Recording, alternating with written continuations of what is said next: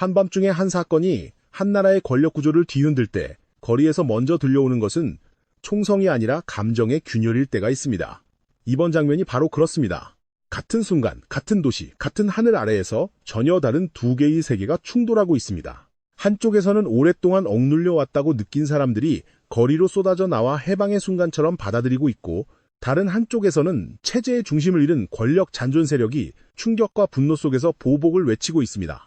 그래서 지금 이 사태의 핵심은 단순히 한 지도자의 부재가 아닙니다. 진짜 핵심은 그 공백을 누가 채울 것인지, 그리고 국가의 강제력을 쥔 세력이 앞으로 누구의 명령을 따를 것인지에 있습니다. 겉으로는 중동의 또 하나의 위기처럼 보일 수 있지만 실제로는 이란 내부의 충성 구조가 흔들리기 시작한 순간이라는 점에서 훨씬 더 무겁고 깊은 분기점입니다. 지금 테헤란의 거리에서 나타나는 장면은 단순한 환호나 일시적 분노로 설명하기 어렵습니다. 오랜 시간 누적된 압박이 한 번에 분출될 때 사람들은 정치적 언어보다 먼저 몸으로 반응합니다. 경제적 고립, 강한 통제, 반복된 긴장 속에서 살아온 사회는 언제나 눈에 보이지 않는 압력실 안에 갇혀있는 것과 비슷합니다.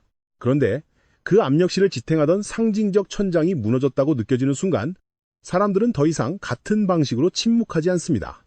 그래서 이번 거리의 반응은 단순한 시위의 연장이 아니라 두려움 자체가 약해지고 있다는 신호로 읽혀야 합니다. 체제가 가장 오래 의존해온 것은 무기만이 아니라 공포였는데 그 공포가 한 번 금이 가기 시작하면 군중의 움직임은 순식간에 질적으로 달라집니다. 더 주목해야 할 점은 이러한 변화가 이란 내부에만 머물지 않는다는 것입니다. 해외에 흩어져 있던 이란인들까지 같은 순간을 역사적 전환점처럼 받아들이며 동조하고 있다는 사실은 이번 충격이 단순한 국내 사건이 아니라 정체성과 미래 구상까지 건드리고 있음을 보여줍니다. 거리로 나온 사람들의 표정과 반응은 단순히 누군가의 몰락을 바라보는 감정이 아니라 오랫동안 닫혀있던 시간이 열릴 수 있다는 기대와 맞닿아 있습니다. 바로 이 지점에서 상황은 더욱 예민해집니다. 체제가 약해졌다는 인식이 넓게 퍼질수록 군중은 더 대담해지고 군중이 더 대담해질수록 남아있는 권력은 더 불안정해집니다. 결국 지금 벌어지는 첫 번째 변화는 권력의 꼭대기에서 시작된 것이 아니라 거리의 심리에서 먼저 시작되고 있습니다. 그리고 이런 심리적 균열이 커질수록 이 위기는 단순한 충격이 아니라 되돌리기 어려운 전환으로 향하게 됩니다. 이 지점에서 이야기의 중심에는 한 인물이 떠오릅니다. 이번 서사에서 레자 팔라비는 단순히 반체제 진영의 상징으로만 등장하지 않습니다. 그는 혼란의 한복판에서 공백을 메울 수 있는 대안적 중심축으로 배치됩니다. 이것이 중요한 이유는 어떤 체제가 흔들릴 때 대중의 분노만으로는 다음 질서를 만들 수 없기 때문입니다. 거리의 열기는 오래 지속될 수 있어도 그것이 실제 전환의 힘이 되려면 사람들은 반드시 다음 장면을 상상할 수 있어야 합니다. 누가 그 공백을 메울 것인가? 어떤 이름 아래에서 흩어진 기대가 모일 것인가? 그리고 혼란 이후의 질서는 어떤 방향으로 움직일 것인가? 레자 팔라비는 바로 그 질문에 대한 하나의 응답으로 제시됩니다. 그의 메시지가 의미를 갖는 이유도 여기에 있습니다. 그것은 단순히 감정에 호소하는 구호가 아니라 권력 이전의 가능성을 암시하는 구조적 언어로 작동합니다. 지금과 같은 위기 국면에서 중요한 것은 누가 더 강한 표현을 쓰느냐가 아니라 누가 더 많은 사람에게 다음 단계의 그림을 보여주느냐입니다. 레자 팔라비는 과거 이란의 기억과 미래의 전환 가능성을 동시에 건드리는 방식으로 자신을 위치시킵니다. 이는 단순한 향수 자극이 아닙니다. 체제에 실망한 사람들에게는 잃어버린 국가의 이미지로, 망설이는 사람들에게는 혼돈만이 유일한 미래는 아니라는 신호로 읽히게 됩니다. 그래서 이번 서사에서 그는 한 개인이 아니라 붕괴 직전의 체제 바깥에 세워진 임시의 질서 상징으로 기능합니다. 더 흥미로운 부분은 이 메시지가 시민만을 향하지 않는다는 점입니다. 거리의 군중에게는 희망의 언어로 들릴 수 있지만 권력 내부, 특히 군과 치안 조직에는 전혀 다른 방식으로 작동합니다. 체제가 흔들릴수록 가장 불안해지는 집단은 늘 무장한 조직입니다. 그들은 누구보다 먼저 상황이 바뀌고 있음을 감지하지만 동시에 누구보다 늦게 움직일 수밖에 없는 위치에 놓여 있습니다. 명령 체계 안에 묶여있기 때문입니다. 그래서 지금 이 위기의 진짜 승부처는 거리의 숫자보다도 제복을 입은 사람들이 마음속에서 어떤 계산을 시작하느냐에 달려 있습니다. 이번 이야기에서 가장 중요한 전장은 하늘도 바다도 외부의 군사 압박도 아닙니다.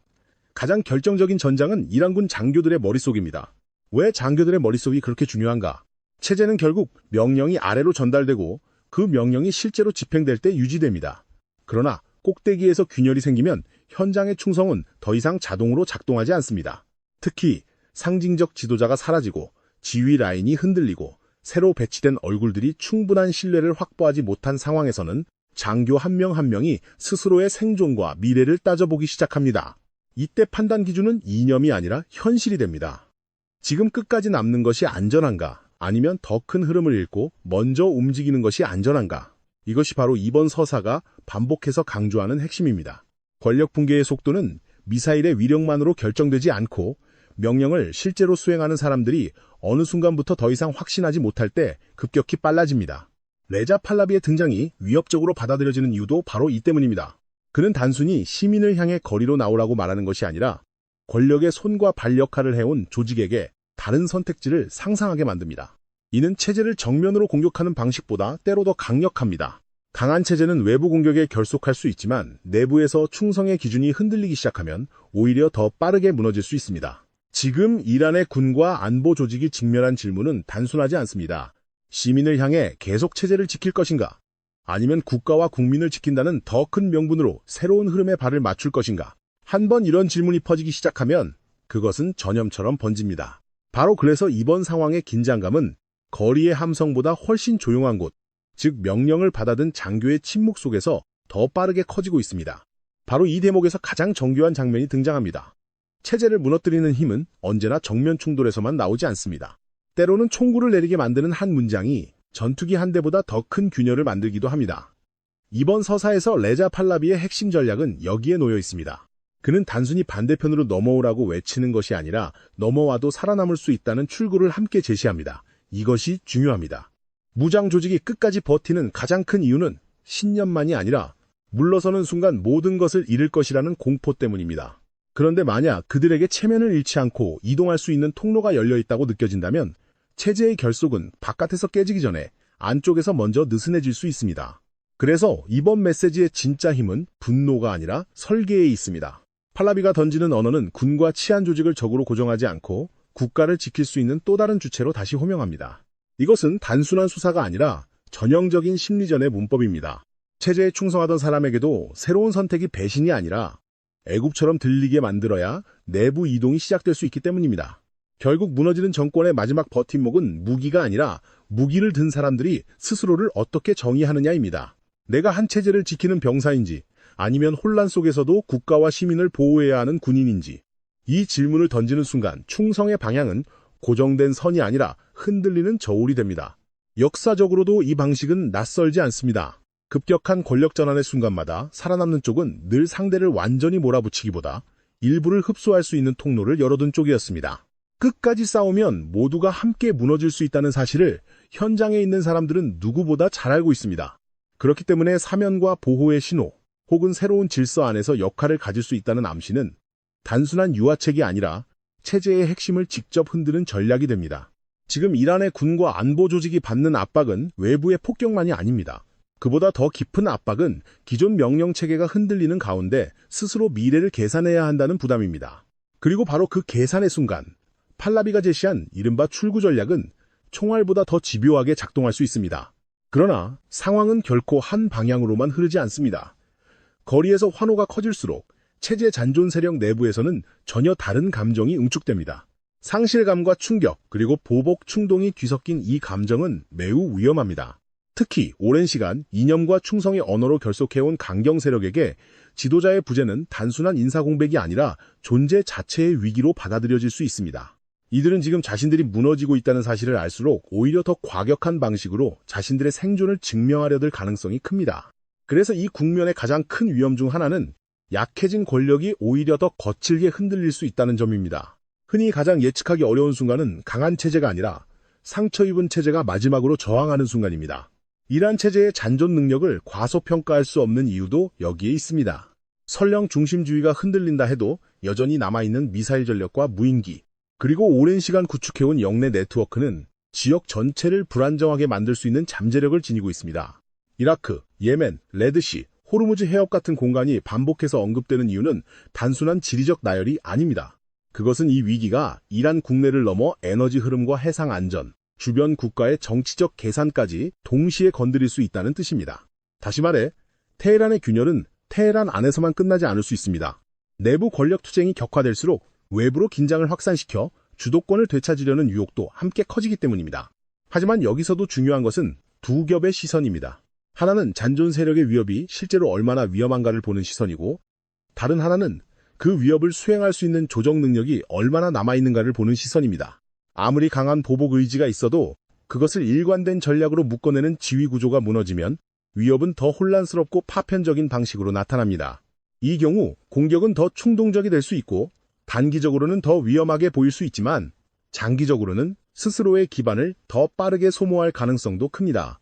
그래서 지금의 긴장은 단순히 무기가 남아있느냐의 문제가 아니라 그 무기를 어떤 목적과 질서 아래 사용할 수 있느냐의 문제로 봐야 합니다. 결국 2단계에서 일하는 두 개의 시간대가 동시에 흐르는 나라처럼 보입니다. 하나는 거리의 열기와 체제, 피로가 만들어내는 빠른 변화의 시간이고, 다른 하나는 보복과 잔존, 권력이 붙잡고 있는 느리고 거친 저항의 시간입니다. 전자는 새로운 질서의 가능성을 향해 움직이고, 후자는 무너지는 체제가 남길 수 있는 가장 위험한 파장을 만들어냅니다. 그래서 앞으로의 전개를 읽을 때는 어느 한쪽만 봐서는 부족합니다. 군 내부의 이탈 가능성과 함께 남아있는 강경 세력이 어디까지 지역적 긴장을 확장하려 할지 함께 봐야 합니다. 지금의 위기는 끝나가는 체제의 마지막 장면이면서 동시에 더 넓은 중동 불안정의 새로운 시작점이 될 수도 있기 때문입니다. 이제 마지막 장면으로 들어가 보겠습니다. 여기까지의 흐름을 하나로 묶으면 이 위기가 왜 단순한 사건이 아니라 구조적 전환으로 읽히는지 선명해집니다. 겉으로는 누가 공격했고 누가 반격하느냐의 이야기처럼 보이지만 그 아래에서는 훨씬 더 근본적인 세 가지 힘이 동시에 작동하고 있습니다. 첫째는 외부에서 가해지는 군사적 압박입니다. 둘째는 내부에서 커져가는 시민 저항과 집단 심리의 변화입니다. 셋째는 그 사이에서 흔들리는 군과 치안 조직의 충성 구조입니다. 이 세 가지가 동시에 맞물릴 때 한 체제는 단기간에 무너질 수도 있고 반대로 장기적 혼란으로 이어질 수도 있습니다. 그래서 지금 이 국면은 어느 한쪽의 승리를 단정하기보다 어떤 조합이 먼저 완성되느냐에 따라 결과가 갈릴 수 있는 분기점입니다. 외부의 압박은 체제의 물리적 능력을 약화시키는 역할을 합니다. 방공망이 흔들리고 핵심 시설이 타격을 받고 지휘체계가 불안정해지면 체제는 시간을 벌기 위해 내부 통제를 강화하려 할 것입니다. 하지만 바로 그 순간 내부의 시민 저항이 더 큰 의미를 갖습니다. 시민들이 느끼는 두려움이 줄어들고 거리의 숫자가 늘어나며 서로가 서로를 확인하는 순간 체제는 더 이상 예전처럼 공포를 통해 사회를 정지시킬 수 없게 됩니다. 그때부터는 물리적 통제의 문제보다 정당성의 문제가 더 커집니다. 사람들은 더 이상 지시를 받아들이는 주체가 아니라 자신들이 역사의 주체라는 감각을 갖기 시작합니다. 그리고 그 감각은 되돌리기 어렵습니다. 여기에 세 번째 축이 겹칩니다. 군과 치안 조직입니다. 이 조직이 끝까지 체제 편에 남아있으면 사회는 억눌릴 수 있습니다. 그러나 내부에서 과연 이 명령을 계속 수행해야 하는가? 라는 질문이 확산되면 체제는 외부의 공격보다도 더 치명적인 균열을 겪습니다. 명령이 내려와도 실행 속도가 느려지고 과잉 진압이 불러올 후폭풍을 두려워하며 일부는 관망하고 일부는 이탈을 고민합니다. 이 과정은 겉으로 드러나지 않아도 체제의 심장부를 약하게 만듭니다. 그래서 많은 역사적 사례에서 결정적 순간은 가장 큰 폭발이 일어난 날이 아니라 무장 조직이 어느 날 갑자기 움직이지 않기로 선택한 날이었습니다. 무너짐은 종종 전투의 패배가 아니라 충성의 증발로 찾아옵니다. 그렇다면 앞으로의 시나리오는 크게 두 갈래로 펼쳐질 수 있습니다. 첫째는 내부 균열이 빠르게 커져 군과 관료체계 일부가 더 이상 체제의 명령을 담보하지 못하는 순간이 오는 경우입니다. 이 경우 변화는 빠르게 진행될 수 있지만 빠른 변화가 곧 안정으로 이어진다는 뜻은 아닙니다. 전환의 속도가 빠를수록 그 다음 질서를 설계하는 과정이 더 취약해질 수 있습니다. 둘째는 잔존 세력이 보복과 폭력을 극대화하며 상황을 장기전으로 끌고 가는 경우입니다. 이때는 내부 충돌이 심해지고 주변 지역으로 긴장이 확산되며 특히 해상교통과 에너지 흐름이 흔들릴 가능성이 커집니다. 어느 쪽이든 일하는 이전과 같은 형태로 돌아가기 어렵습니다. 지금의 균열은 단순한 사건이 아니라 오랜 시간 쌓여온 구조적 불안이 표면으로 올라온 결과이기 때문입니다. 이 지점에서 우리가 놓치지 말아야 할 사실이 하나 있습니다.